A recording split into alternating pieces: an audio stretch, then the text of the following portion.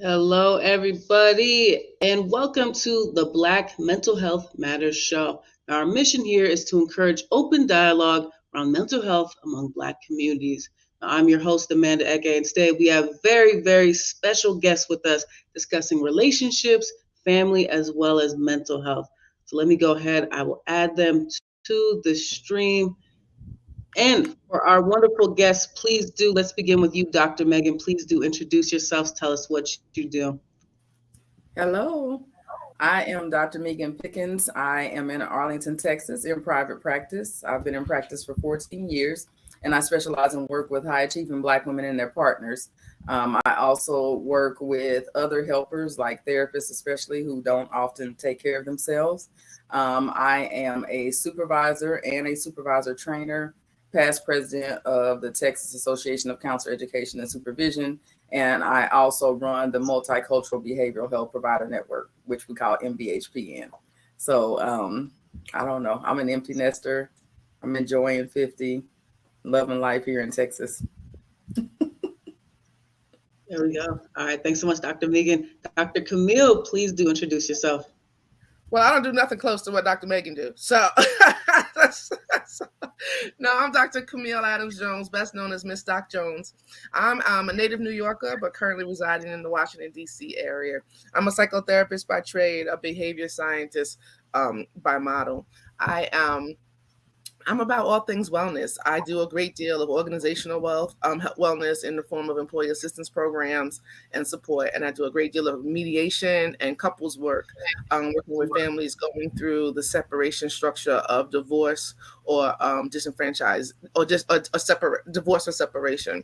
I'm a big time piece on pulling yourself together, and by pulling yourself together is by finding relationships and removing yourself from places, spaces, and people that don't best serve you. And I think a lot of that comes with washing off a great deal of generational residue that I think many of us don't even realize we have in our families, based on the fact that we believe we've been following a model that is the correct model, but generations before us, unlike what they may believe, didn't always get it right. So I spend my days working on wellness to course correct a great deal of that. And I'm so excited to be here today. Gorgeous, gorgeous. All right. Thank you to both of you for taking some time out and talking to us today. So we have, I think, what is such a big topic, and it's such an interesting topic, relationships, family, and mental health. How do all these things coincide? How do these things affect us? And, I think a lot of us kind of, relationships, they happen in so many ways, whether it be at the workplace, friendships, marriage, romantic partners. I mean, life is all about relationships, right? So I kind of want to first ask both of you, from your professional opinions, what are relationships? What are they? Romantic, from familial to friendships. What are they, and why are they so important to us as human beings? We can start with you, Dr. Megan. So what I define as a relationship is being in a long-term committed relationship. It usually involves love, fidelity. I kind of wrote down some stuff, and intimacy that you don't share with someone else.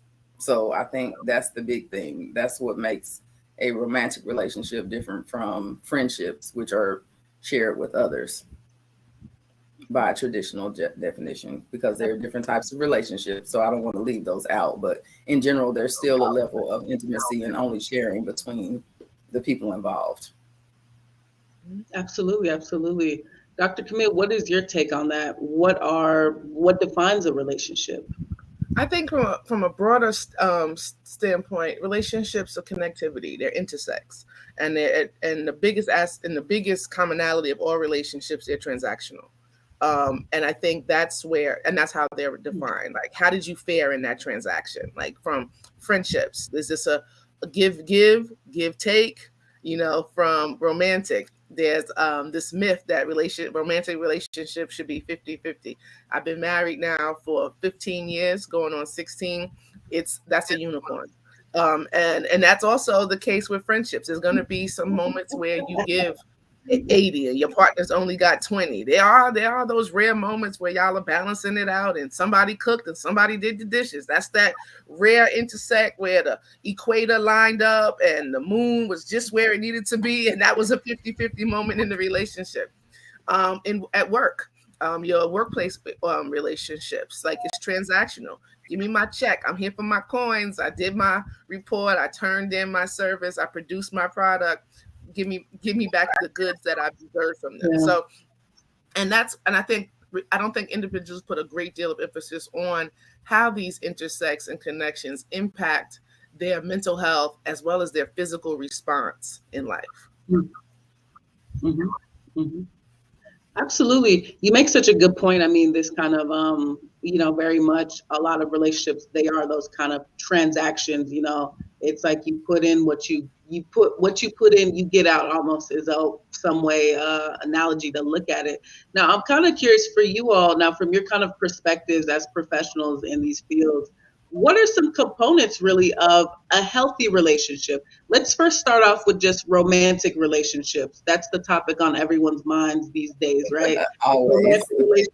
What does it look like when it's healthy? We can start with anybody.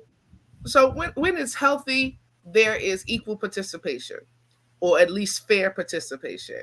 And I hate to say it like this, but this is the best way I can get, I think audience of today understand, it's not imagined. It's not imagined. You're not in there in this fog and phase of something that's truly not there from a romantic standpoint. And then I tell people, if he or she can only see you from 8 to 5, Monday through Friday, because after 5, he or she is with the Lord, you are not the main priority. If major holidays, birthdays, or a 10 o'clock call can't be answered, you are likely not the centralized piece of that relationship. And that's where it comes from, in that real or imagined. And then the other aspect is the participation piece. Is there a chase? Is it hard?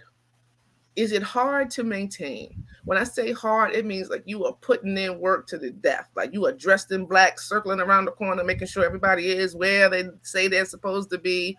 When you look at them, does he have 3 phones? And when yours ring, it says, your code name is on the low. Like, is it hard? Is it hard?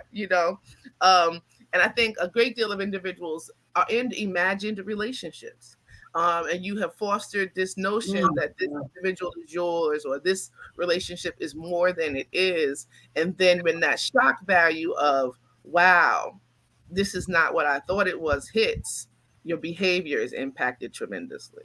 And then your physical, mental, socio-emotional, all of that starts to unravel, especially when you don't have a high grasp on that aspect of life already. Dr. Megan, what y'all got going down there in Texas? This behavior originated from Texas. Girl, don't even get me started on dating and romantic relationships in Dallas. It's a trip. I wanted to add that I think relationships need a certain amount of curiosity and interest in each other. So, if you said you've been married for 15 years. So I know you have to have some level of continuing to learn things about each other, or try to, create things that you need to learn about each other. You can't just be stagnant. And I'm sure you're not the same woman that you were 15 years ago. And saying, I think that's what makes it so amazing. Like, and we have this thing called first, like doing our first together, like whether it's a trip or new restaurant, different things like that. Yes. It's interesting. And then, we have shaken this relationship all the way up by adding children to it. Exactly. Children will share your romantic love. We used to go everywhere, all over the world, Africa, Southeast Asia. Now we have 3, and we go to Target and we come back to the house. So you're absolutely right. I never considered that, but keeping it interesting, fresh, and curiosity, I like that. Keeping on learning from each other. Yeah, I mean, you have to, and you have to evolve. You're not going to be married to the same person. Also, conflict resolution, how you handle conflict. If you handle conflict, do you push it under the rug? I'm continuously telling couples that avoiding conflict does not avoid conflict. It's still there. It's just building into a nice little ball of resentment that's going to come out some kind of way, healthy or unhealthy. So that is another big one for me. And then also, I'm a spontaneous outgoing person, so fun. People don't have fun. Adults don't even have fun anymore. So I think fun needs to be incorporated into your relationship. And it goes with that curiosity part. But like you said, right now, you guys are going to Target and doing all that kind of stuff. But hey, Target can be fun. Or the kids can be left with somebody, so fun can be had, even if it's like a day in the park listening to live music or whatever, but just having some kind of fun and avoiding the monotony that can sometimes build in. Yep, absolutely. Well, and then what No, about I think both of you. Sorry. Go ahead, Amanda. No, I think both of you make such great points. Dr. Camille, you have made such a good, I've actually never heard of someone described as it before. A lot of us are in imagined relationships. In our minds, It may be better than what it is. You're not maybe necessarily, you're imagining the perfect marriage, the perfect relationship with a boyfriend and a girlfriend, and it's not really outside. It's not really your reality. I kind of wanted to hit back on that point that both of you are kind of making now. I want to know what, say, a romantic toxic relationship. How do you know? I think a lot of people sometimes, like you said, Dr. Camille, this idea of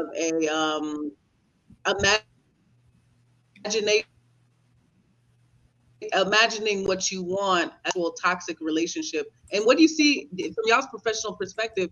A lot of people, I'm sure, miss those signs because you've been kind of indoctrinated. You're looking at the 20% good as opposed to 80% bad. What are some signs for people that may not notice them, that this is a toxic romantic relationship? And we can start with you, Dr. Camille. I just say that I guess the best way to describe it is that they're not minimalist. When you're in a toxic relation, they are glaring to everybody with the mindset that wants to see. For example, it starts when you're in a toxic romantic relationship, it impacts your familiar relationships, your friendships, all of those aspects, because those who care, adore, and surround you can see it. But you have blinders on, a blind spot. Some of the biggest signs is your changed behavior. You may be one way, and now you've evolved into this other compromised segment of yourself that those of you who have a greater understanding of who you are and your presence can see the change, whether it be clothes, like you've always dressed, simply in a manner that makes you comfortable, but now you're with someone who doesn't appreciate that level of your dress. So now your garments are completely changed. They don't like the makeup you wear, so you've gone from the Maybelline queen to just some Carmex on your lips. Locations, music you used to hang out with, places you used to go, bottomless mimosa brunches. You can't do that no more. Just those kind of things that start to subtract you from who you were and the things and the presence you used to maintain. Those are the most glaring aspects when there's been this like large change in adaptation and behavior and style. Now it's different. As Dr. Megan said, I've been married for 15 years. When my husband met me, I loved to ride on the back of motorcycles. And he was like, okay, this motorcycle riding, that I'd like us to cease. And I didn't see that as a segment of him taking that away from me and things like that. I saw him as a segment of who was riding in the front of that motorcycle and who I was gripping on the back of that motorcycle. So I said, okay, you're right. Let me change that behavior. Now that's not necessarily a toxin, but those that take you away from your loved ones, separate you, control you, take away the dynamics that make you no longer have voice. Those are the signs of like the toxic avenues of a relationship that's really not serving you well. Megan, yes, and I second everything you said because I spent time in one of those. Shockingly enough. And one of the big things that I learned during that experience is that people on the outside judge people a lot about what they accept and what they take. But sometimes when you're on the inside of that, you don't even know what's happening. And especially when it's emotional. So those little, I call them suggestions and just little barbs and stuff like that, you know, in the scheme of things, like once a week or whatever, it doesn't seem like a big thing. But when you've had that over years, that has chopped away with your self-esteem, your awareness that it's even unhealthy. And sometimes it takes somebody outside of you to do that. And so even with, and especially doing therapy, you know, for me, it was like, okay, I'm talking to a client and I'm saying, oh no, you were being emotionally abused and blah, blah, blah. And I'm reading this list and I'm like, hey, that's me. Oh, exactly. And not knowing it, and not even, you know, sometimes depression in us does not look like depression textbook. So for me, I'm functioning every day. I'm running a 6-figure business. I am in a doctoral program. I'm doing everything I'm supposed to do. But when I'm going home, I am a slug. No energy, no nothing. And so I spent a lot of time like that. And so, yeah, being on the inside of that, sometimes people just don't see it. And sometimes it's our job or our mission to help them see that without telling them that, you know. The other part of that is exactly what you described. And say you manage to be one of the lucky ones and you get out of a toxic relationship. You don't realize that now you've turned into that toxin for the next entry relationship that you go to. So I tell so many people who are out here dating, I'm like, are you available? Are you available?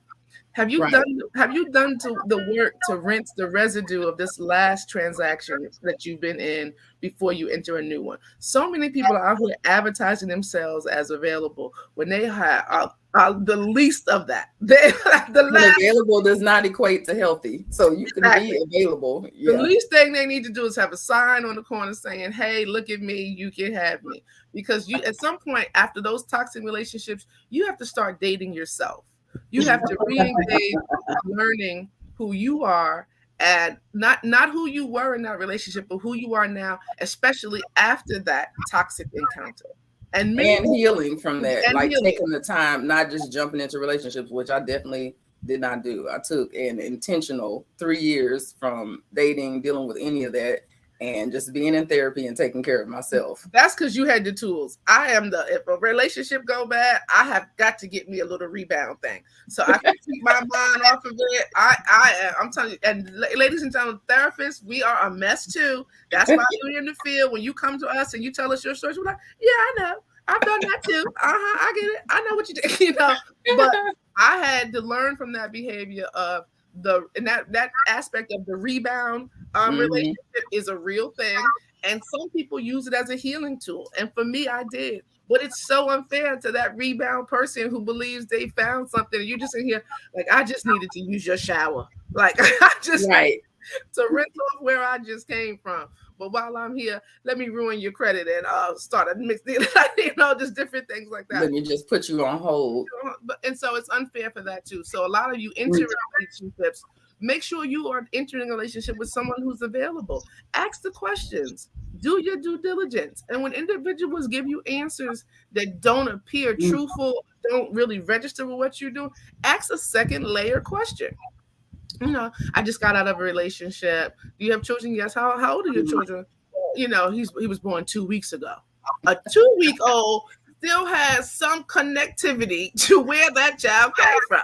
You know, so that's not someone who should be out on the street. Look, you should be decorating your nursery. What are you doing on Plenty of Fish? You know, you know, swiping to the left and swiping to the right. So those kind of things. So it's important that you also recognize whether or not you have manifested into a toxin after coming out of a toxic encounter. And then to add what you said about listening to them, listen to what they say, because people will often tell you, I'm not ready for a relationship. I just got out of a relationship. Like you said, I have a 2-week-old. Like all of those are ways to tell you that person is probably not actually available to you and might not necessarily be a healthy relationship. And I tell people all the time also that's not a bad thing. But some people like to be DIYs. They love those HGTV. And I tell you, I'm not ready for no projects. Yeah, but I'm not ready for a relationship. I'm not looking for that. Their eyes light up because here come a challenge. Here come a project. I'm gonna make him or her love me. And let me get my chase on. Let me put, okay, I thought I could wear my pencil skirt, but I gotta wear my poo-poo shorts, right? So I gotta see what he like, what he's into, what she wants, what I can grab her with. And when you're out there trying to put someone into a circle that they've already said they did not want to be in, and then it goes awry, you're angry at that person. But you had onset information of what they were looking for, what they could give, and what they could not. But you chose to ignore that because you were interested in managing a project. And that is the downfall of many. And I hate to say that, but our females are notorious for that. And that is also a generational trait. Amanda, before and earlier you asked about like the family connections. That is the source and model behavior of how you intersect in these relationships. And a lot of times we don't realize how much of that we carry with us. That some people gonna say, I'm breaking this generational curse, I'm breaking this chain. But in all, you have just changed the color of the chain. You've just changed the dynamic, the length of it, but you're still out there in it, practicing the behavior, just in a modernized version of it. Absolutely. No, you make such a great point. That kind of is a good segue. A lot of the way how, at least from my interpretation, a lot of how we model our romantic relationships is based off of our family dynamics that we saw growing up. So that kind of segues us into, what do we, how do we kind of manage our family relationships? How do you, because it's one of those things, you're either cursed or blessed with good or bad family in your life. Those are things that you just can't change. Your parents, your guardians, those are things we can't change. So if you grew up having a toxic environment with parents, those are things that were completely out of your control, right? How do you then, what does that kind of look like for a lifetime? How do we as people kind of help manage those? How do you know if it's a healthy relationship with your father, mother, brother, sister, uncle, whatever it may look like? How do you kind of, from y'all's professional experience, how do we manage family relationships in our lives, whether they're healthy or unhealthy? Well, the key word in what you said was word. Oh, sorry. The key word that you said you were required to be in that situation. Once you hit adulthood, you no longer have to accept certain things, even from your family of origin. And I am not big into cutting people off unless they absolutely 100% need to be cut off and they are harmful. So that I think that you can set boundaries with people, even your family. And it is really hard to set boundaries with an adult, a parent at any age for most people. But that does not mean that it cannot happen and should not happen. So part of setting those boundaries might be, okay, if you are dealing with somebody that's consistently negative and you don't want to be in a negative space, then you might have to cut that conversation or, leave the room, leave the space, do whatever it is you're going to do. And let people know, okay, now, not necessarily announcing that now I'm an adult and I don't have to take your crap, but actually portraying that and letting them know that you will not accept certain things, even if you accepted them as a child, and also that it's something that you are not wanting to pass on to the next generation, to your own kids. And so that might involve limited contact with your family of origin, just to make sure that your kids are not getting that generational curse that might be passed down from your family. And that's important. I think that, again, I'm a native New Yorker, but I'm the source of Southern roots and Southern parents. Heavily faith-based, almost hostage guilt trips of respect to elders and alliance to the family. I am a big component of family and togetherness, but there comes a time when you have to look out and realize what raised you. What raised you and how were you raised? What are some of the model behavior that you're carrying with you? And then you have to, Dr. Pickens is correct. It's time and temperature with family. If you know you're in a toxic family, why are you opting to stay the full Thanksgiving weekend? Come and have Thanksgiving. Catch your plate and get yourself Black Friday. So stay in a hotel. Don't stay at the house. Other boundaries. Exactly. For the funeral, maybe you cut out after the repast. You don't stay for the whole, rendition of how everybody did, what everybody did. there's things like that. And it's weddings and funerals that really tell you how you were raised. Funerals give you the highest insight of what is the caliber of family and connectivity. The other aspect is when we feel like we must. Like Dr. Pickens is right. You get a point where you have an age range, but that generational guilt and attachment can run with you deep into your 40s, 50s, and 60s. And by the time you realize, hey, this is not something I must do, I have to do, you've already integrated in it and passed it on. And I will say with my clients, one of the biggest eye-openers of wanting to break it in generational change is when you reproduce. You have children, and you go through a climate of nesting and wanting to protect them from what you went through. So you don't necessarily leave them with your mother. You don't leave them with your sister and her kids and things like that, because you know what you've been going through that. And so it's unconscious in some aspects, but it's that nurture, protect aspect of parenthood that kicks in, where you've never done it for yourself, but you are ignited beyond recognition to do it for your young. And that's how you know you've had an encounter that you've never dealt with, but it's triggered you to know, I'm not going to leave my children with this uncle. I'm not going to leave my children in this household. Oh, I didn't say. I was just shaking the head about the uncle. Dr. Camille, you hit something that I don't want to. Go ahead. We have a delay. No, for sure. There was something you said there, Dr. Camille. I want to know, I want you to go into, you said married weddings and funerals tell us about the caliber of family dynamics. I want you to delve deeper into that. What do you mean by that? Explain how weddings as well as funerals delve the highs and the lows of the family. The wedding represents the family extension, but it also highlights the connectivity and presence of the family. Who shows up to the wedding is, you got one quote unquote favored side of the family. Everybody's there. Another cousin got married, but they had to do it in the backyard. Another one got married. They shut down the city, for this particular one. It's just a reverence of where's the connectivity and awareness of presence to this family, and how do they celebrate bridging, integrating new aspects of family and joy and things like that. With funerals, we lose our minds. That's when the true covers are wiped back and we start to see, one, if we can make it to the funeral, that means we have been able to collectively come together and finance this event. That also brings out a great deal of trauma and turmoil in families when we come to planning. We are coming off of a generation that did not do well with death. They didn't like to discuss it, which means they did not manage or handle it.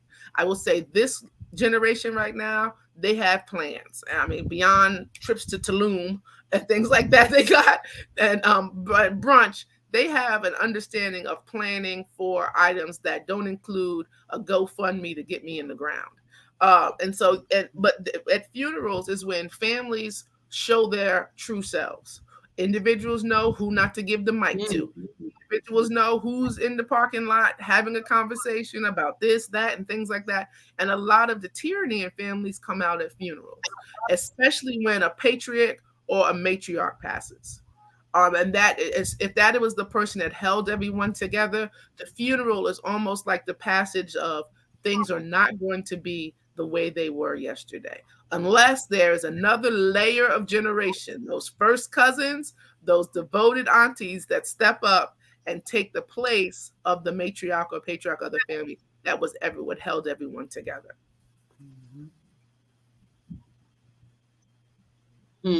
That's really fascinating. No, those are some really interesting points right there. Yeah, I don't think I really ever, of course you see crazy stuff at weddings, but I guess maybe sometimes that connection you don't necessarily make, that those are really examples and highlights of family's wellness. But no, thank you, both of you, dropping such amazing gems. Now, I kind of want to move on to, I want to get this perspective.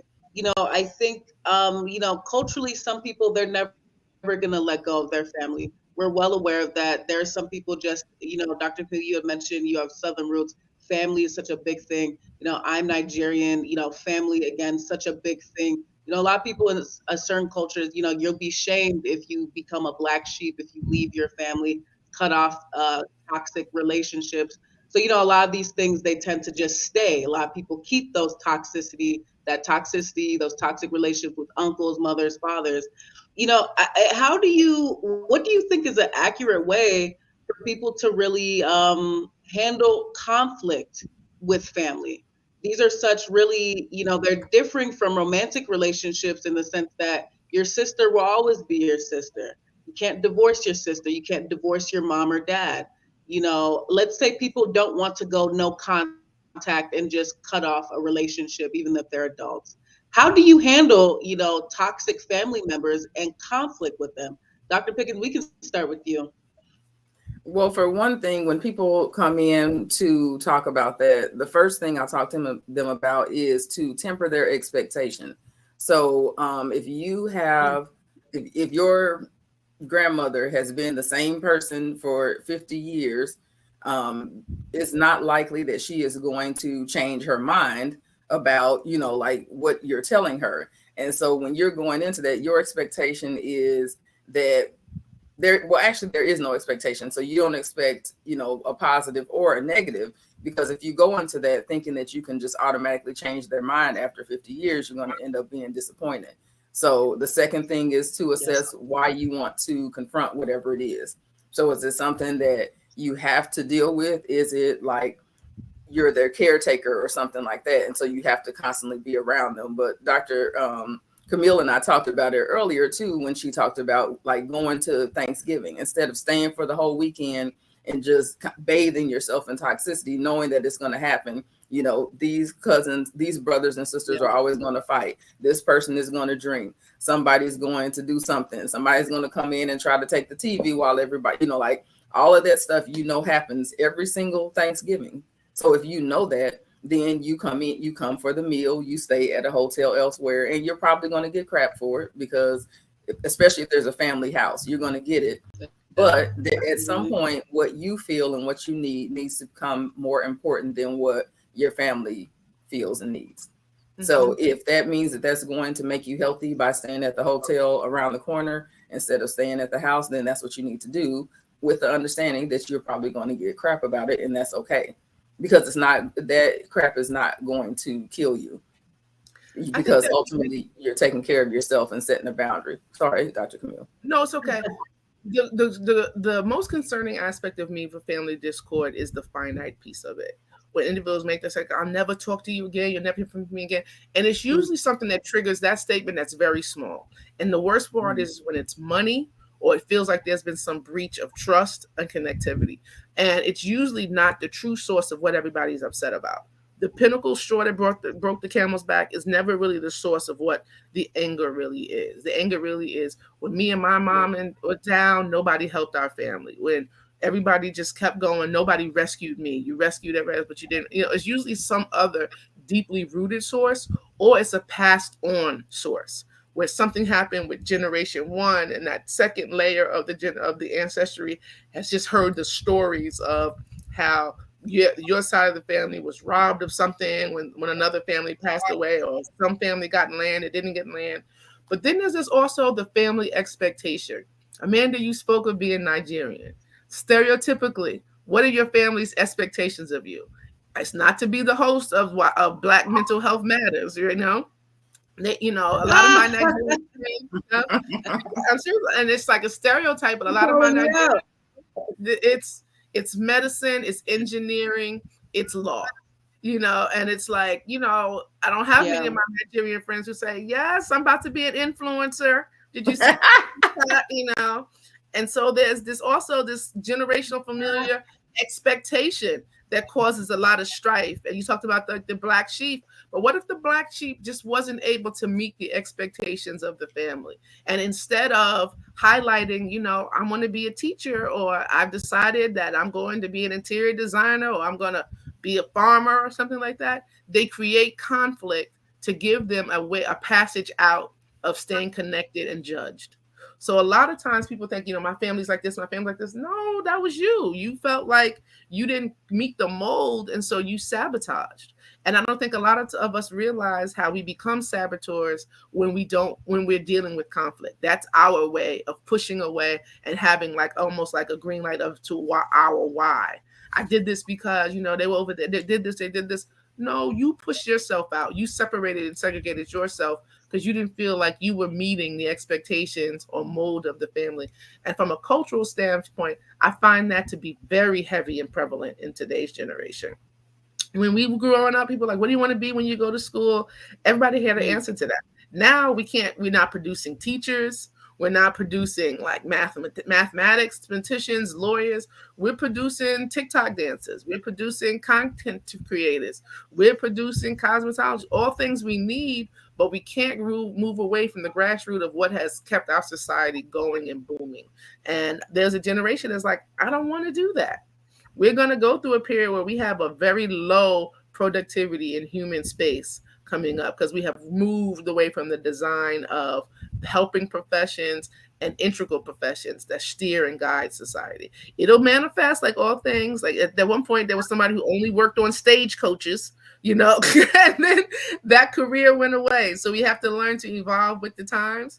I'm still trying to understand what is going to be the best benefit of content creators to Longstream Society and TikTok dancers. But I think that that generation would tell me it's big time for them. So I'm trying to figure out how that lands in the history books coming. It's education. It's educational. Education. Okay, there we go.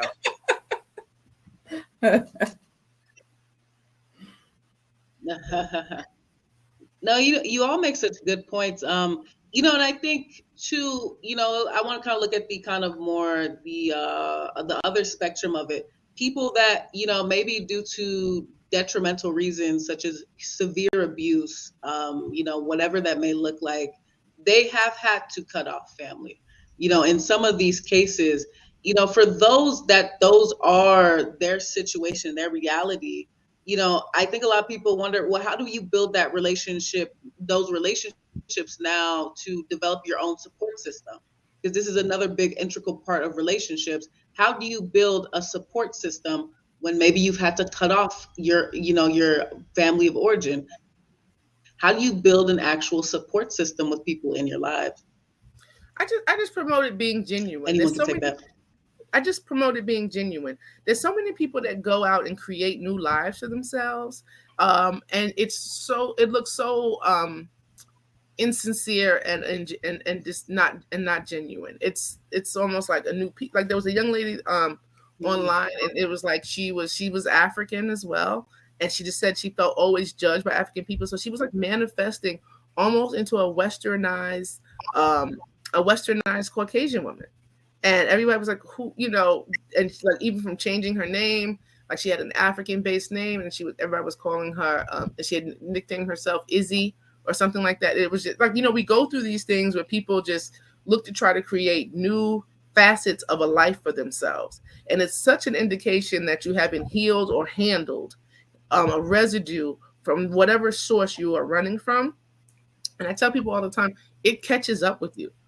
Eventually Izzy's family is going to show up, and they're going to see this African like matriarch family members, and they go, Izzy, we thought you were from Omaha, Nebraska. Who are these people? And things like that. And it's like there's but so much you can do to run from who you are. So at some point you have to find a dedication to standing tall and just dealing with whatever healing or nurturing you need to push and protect yourself from the harms that you felt like you've been inflicted in life. And I would say in terms of creating that family, that is something that has happened in our culture for years. Most people have a play cousin, you know, people that they call auntie and uncle that are not actually their uncles. Just people who might be nurturing. Big mama was not always related to everybody.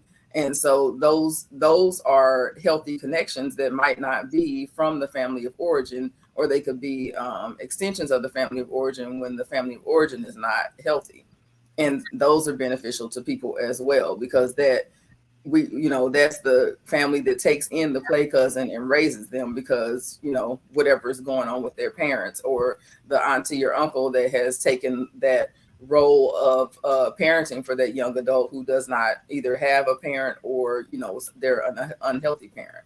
So I think all of those are part of creating a family unit. It happens often for people. Yes, absolutely. Absolutely. No, such great points. I guess maybe the kind of takeaway with that is too, just as long as you're in a safe environment, that's what's kind of number one, definitely for people to have around them. I kind of want to ask now, now back to let's focusing on mental health. How is our mental health impacted by our relationships, both romantic, familial? I mean, from your all's professional experience, I think people don't even give enough weight and gravity to how much our mental health is impacted by the relationships that are in our lives. How much for you all, I mean, from what you've seen, how much do these things really impact our mental health? And anyone can take that one. I think, oh, sorry. No, go ahead, Dr. Pickens. Go ahead. I think one important part of that is the mind-body connection, and that's where a lot of people miss that connection. When those relationships are toxic or harmful or abusive, that does not necessarily have to come out in your outward behavior. Most of the time it does, because there are signs of depression or anxiety and things like that that might be attributed to something else, but also the physical symptoms: weight gain, weight loss, appetite, sleeping, not sleeping, sometimes just pain that people can't explain, and thinking that it's something that they have a whole physical, they have everything checked out, and nothing is going on with them from a physical standpoint.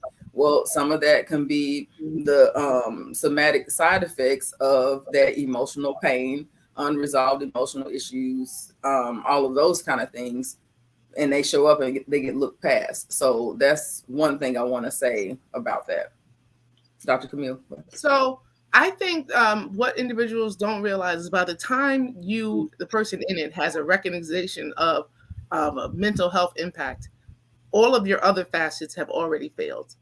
Like you just spoke of, the physical aspect is the first impact. Your behavior changes, motivation to dress well, your outfits change. Those sweatpants, they're real stiff, one, because you've been in them for 2 weeks. Okay, so hygiene, the showering, the doing of your hair, the growing of hair where hair is not supposed to be, and you just not taming and maintaining that. Scheduling, showing up, the social aspect of things, your spirituality, changes. There's a dip in that. And by the time you realize the mental aspect of I'm deep engaged in almost a depressive state, all of that have already manifested. You're like, I'm having these stomach pains, I'm having these headaches, I'm not responding well to this, but it's a physiological response to the mental health that you're not really addressing or adhering to. And I tell people all the time, by the time you recognize something's going on with you mentally, so much physically has been impacted and emotionally has been impacted that you're just waking up to what the outside public has been able to see for an extended period of time. Absolutely. Absolutely.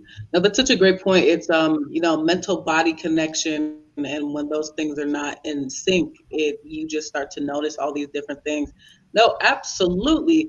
And as I'm kind of wrapping up as these last questions, I mean, I know we had talked about this earlier, but what are these just major signs? Like Dr. Camille, you had said earlier, it's toxic when it's glaring. What are just kind of also, in addition to that, how do you know when you should just leave a relationship? When is it time to just say, you know what, I've given it all, but at this point, I need to just take care of my mental health? What are those signs, in addition to what we've been saying? What are some really just things for people to realize? Because as Dr. Megan had mentioned earlier, when we're in it, you may not even realize you're in it. And when you're in it and you're in love or you're whatever may have you, it's someone even tells you, hey, this is kind of unhealthy. Your first reaction is defensive as all can be. You're like, no, you're tripping. You're whatever it may be. What is something for people to know? Hey, this is a sign for you to leave. If you could even say what is a sign for people to leave. Dr. Pickens, we start with you. I would say probably one of the top ones would be over-compromising and changing who you are. So if you are in a relationship and you have to change things about you as a person at the core. So kind of like Dr. Camille mentioned some of the stuff earlier, like, okay, if you used to do one thing, go to brunch, and now you can't go to brunch and things like that. So those are kind of the least of the things. But I'm talking about like spending time with your friends and family. So now you're being isolated, or you're being criticized because you're close to your family. Because I've had clients come in where their mate is not close to their family. They don't have a good family origin. And so it becomes a problem in the relationship because they want to spend, every Sunday dinner with their family or something like that. And also the changes, the control part goes into the change. So it's not necessarily somebody saying, oh, well, this outfit will look better on you. It's more like, no, you need to keep your hair long. You can't cut your hair. You need to wear this. Don't wear that. I don't want people looking at you. I don't want people talking to you. Like if you're controlled, where you're so anxious, so every time you think about doing something, you're thinking about what that person is what their reaction is, then you're probably in a toxic situation. And you are being controlled sometimes without even knowing it. Yeah.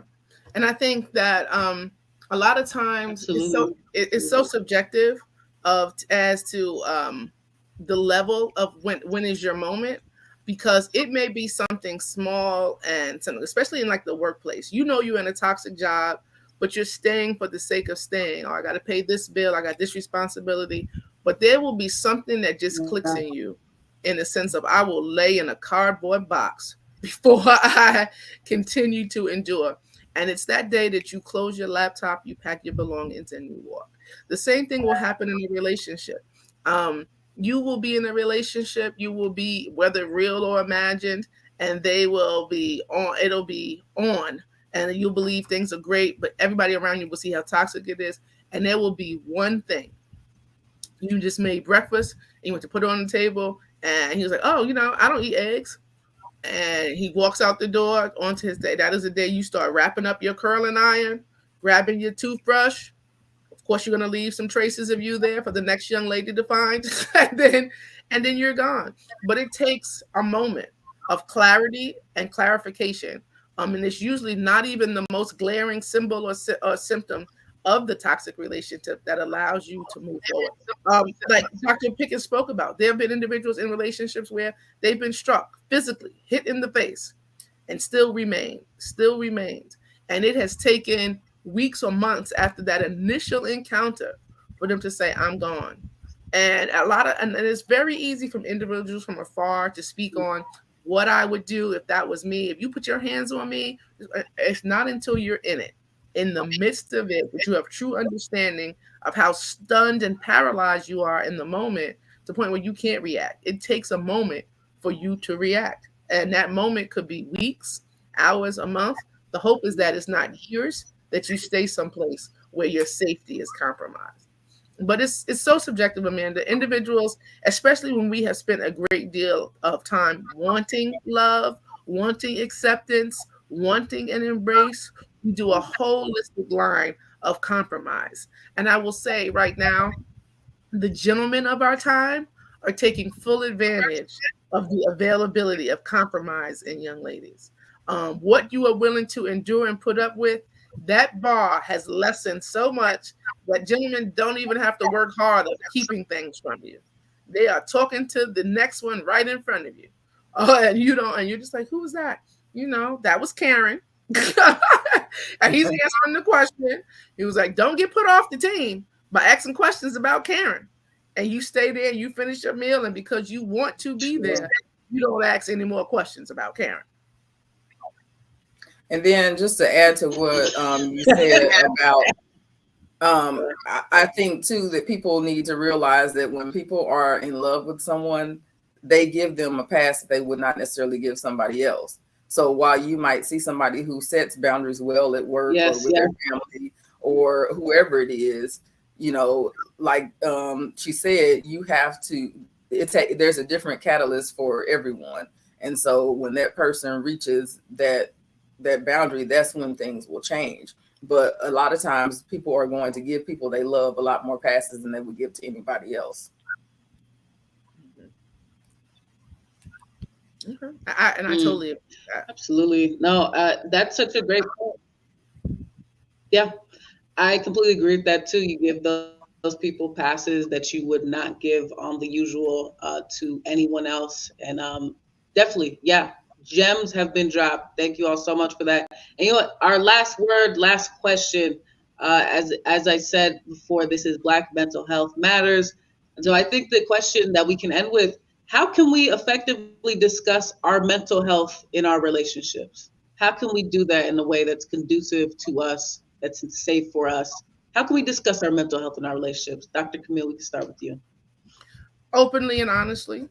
Nobody wants to start the first date by, I just want you to know I'm a manic depression. I'm a manic depressive, you know, and I eat my hair. And if you may find me at a point where I lock myself in the bathroom, it won't come out for 4 days. But do you want to go out for chicken and Chipotle? You know, so it's important though that you manifest these things into relationships. And I'm not asking you to slam that down the first date. Give some individuals give individuals an opportunity on whether or not they need to know that information. If it's a first date, my first dates, I strongly encourage you not to be wedding planning. And so first ask yourself, is this going to manifest into a friendship? And if it's going somewhere, that's when you start to share pieces and nuggets of yourself when you know that you're in a safe embrace and a safe, balanced environment with someone that needs to know that information. But if this is somebody is just staying for the weekend, they don't necessarily need to have your entire medical history. They just need to have the understanding of, I wouldn't give me alcohol if I were you. You know, so that kind of stuff. I'm somebody different in that aspect, but you really want to time that conversation and make sure it's a deserving conversation of the person you're having it with. And I also think that when that comes up in discussion, having discussions about what mental health might be to that person. And I'm not saying, like you said, not at the beginning and not so pointed, but, you know, bringing it up as a topic of the conversation, knowing how they feel about conflict resolution, communication, things like that, because that all will wrap into the mental health of the relationship. So it doesn't have to be done using the word mental health or using the word therapy. But you can like feel people out and how they handle situations. Yeah. Absolutely. For sure. Absolutely. Yeah, I think the big takeaway is making sure it's appropriate and safe to be able to discuss those things before you go for chicken and Chipotle, as Dr. Camille said. Chicken and Chipotle. There we go. All right, now everyone, thank you so much for tuning in to the show today. I want to give a big thank you to our guests. Now, we want to promote your work, so we can start with you, Dr. Camille. Please tell us your social media tags, your website. Tell us where we can check out all the amazing work that you're doing. All right, Amanda, drop this in the chats for everybody. My name is Dr. Camille Jones, also known as Mrs. Doc Jones. So on Twitter, Instagram, I'm MRSDOCJONES. And I run a phenomenal organization known as Clinician Fest. And I'd like to welcome U.S. Africa in the house and everybody from across the pond and relatives here stateside to join us at Clinician Fest. It is a nonprofit that works. It's not Miss Doc Jones, MRS. What is it? MRSDOCJONES. You got that? Here we go. No, Daniel, that's wrong. That's somebody else's. Okay. So, and then Clinician Fest. Clinician Fest is it's a conference that happens on the first week of May, which is National Mental Health Awareness Month. And we bring collectives from nutritionists, psychiatrists, social workers, nurses, medical doctors, internists, and like content creators and TikTok dancers on the scene to help with how do we manifest and navigate mental health and wellness. But then during the course of the year, we do Wellness Wednesday. So if anybody's looking for a segment to promote a wellness segment, reach out to us. We're at clinicianfest.com, www.clinicianfest.com. And I'm always a DM away. I am not going to participate in any type of popcorn pop-up shops or giving like that, but anything else you need from a mental health perspective, never hurt to reach out. Thank you so much. Okay, say the question again. I was listening so much to what she said. About yourself and how they can find you. There we go. Okay, So I am Dr. Megan Pickens on all social media. I post different videos because I specialize and work with high achieving Black women. A lot of my content is about that and the health and wellness of Black women, high achieving Black women. When I say that, I mean women who are entrepreneurs, bosses, CEOs, all of that, who get left through the cracks because everybody thinks everything in their life is perfect and they don't need any help. And sometimes on their part, they don't ask for help. So that is my population. And I will be starting groups and group coaching for that population as well. Also, on the other end, for my mental health network, we provide CEUs with different speakers each month that talk on topics related to mental health, but sometimes not related to mental health and more related to the business of mental health, because we have a lot of people who are in private practice. And we also have a lot of people who are not being found for, as mental health providers. Even though we feel like, okay, it's easy to find a provider now, it's still hard for people because you have to remember the algorithms set up everything that you see. And so we see a lot of mental health stuff because we're in mental health. Kareem, therapyforblackmen.org is a good location to find therapists for Black men in mental health. I saw your post in the chat. Once again, you can find me on all social media at Dr. Megan Pickens, all lowercase, Instagram, Facebook, TikTok, all of that. Right now, there is some kind of glitch with Facebook and they have taken down my page and I need them to fix it. I'm calling you out, Facebook. So you'll probably get more information from Instagram right now, even though my population is on Facebook. So thank you. Appreciate you guys having me. And I need everybody to understand the value in this forum. So jump up and step in when there's new topics and conversations to be had. I love the diversity of conversations we have centered on Black mental health and wellness. And I love the diaspora of being able to speak and relate from both a westernized perspective and abroad. That's always going to be necessary and needed because my experience in DC will differ from Amanda's experience in native Nigeria, as well as in, Arlington, Texas. That's a world of its own, Texas, things like that. Those over in Switzerland, Sweden, Germany, and even tucked away over in Southeast Asia. So do your part, join this community, be an active participant in this community because of all other things, Black mental health matters. Thank you so much for having me as well. You guys have a great weekend. Absolutely, everyone with these amazing words. Thank you so much, and thank you all for tuning in to Black Mental Health Matters. Now, to support our show, please visit bmhm.org. Again, that's bmhm.org. Now, for the latest conversations on Black mental health, please join us next week. A big thank you to our amazing guests. All right, everyone, same time, same place, all next week. Bye, everyone.